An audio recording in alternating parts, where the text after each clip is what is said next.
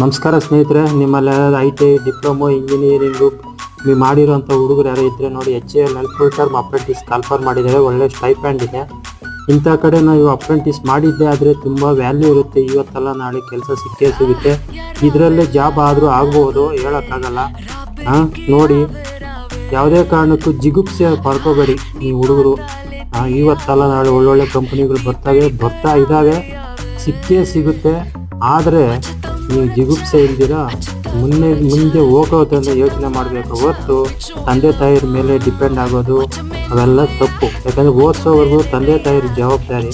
ಓದಿಸಿದಾದ್ಮೇಲೆ ನಿಮ್ಮ ಕಾಲ ಮೇಲೆ ನೀವು ನಿಂತ್ಕೊಂಡು ಸಂಪಾದನೆ ಮಾಡೋದೆಲ್ಲ ನಿಮ್ಮ ಜವಾಬ್ದಾರಿ. ಯಾಕಂದರೆ ತಂದೆ ತಾಯಿರಿಗೆ ಕೆಲಸ ಹುಡ್ಕೊಳ್ಳೋ ಕೆಪಾಸಿಟಿ ಇರಲ್ಲ.